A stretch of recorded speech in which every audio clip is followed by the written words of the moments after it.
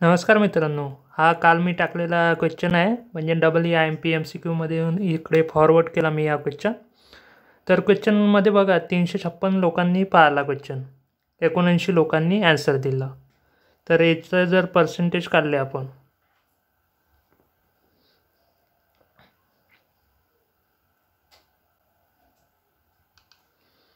(79 / 356 गुणिले 100)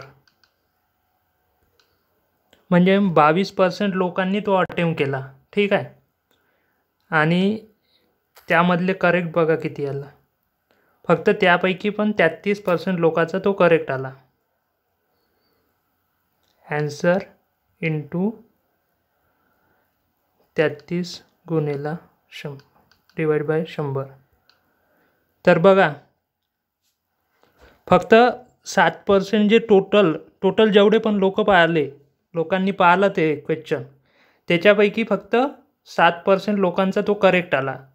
तर एक क्वेश्चन तुम्हाला मॅटर करते.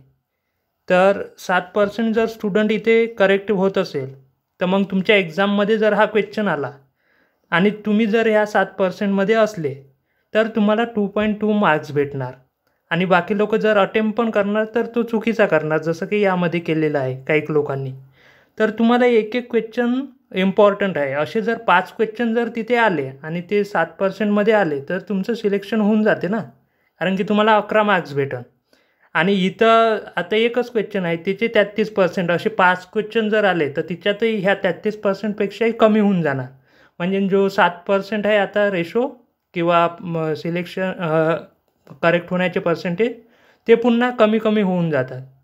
तर असे तुम्हाला एक क्वेश्चन जरी भेटले, 5 ते 10 क्वेश्चन, आणि ते जर तुम्ही करेक्ट केले, तर तुमचं सिलेक्शन कोणी होण्यापासून रोखू नाही शकत. पण तुम्ही जर आता हे क्वेश्चनला इग्नोर कराल का, नाही हे क्वेश्चन असेच आहे किंवा मग आम्हाला खूप येते, तर मग शेवटी कसं, मग पुन्हा तुम्ही रिटर्न आजच्या दिवसावर नाही येऊ शकणार ना. मग ट्रान्सकोचा रिझल्ट लागून जाईल आणि मग तुम्ही जर मागं वळून पाहणार, तर मग तुम्ही हे क्वेश्चन म्हणजे त्याच्यानंतर रिझल्टनंतर तुम्ही हे क्वेश्चन केले, तर मग महाट्रान्सको पुन्हा नाही येणार ना. तर हेच लक्षात ठेवा की टायमाला महत्त्व द्या आणि चांगले क्वेश्चन जर तुम्ही सॉल्व केले असे सिलेक्टेड, तर तुम्ही सिलेक्शन लिस्टमध्ये येणार. तर बाकी तुमची इच्छा. जर तुम्हाला हे परचेस करायचं असेल EIMP-MCQ, तर तुम्हाला डिस्क्रिप्शनमध्ये सगळ्या लिंक्स आहे, तिथून तुम्ही परचेस करू शकता.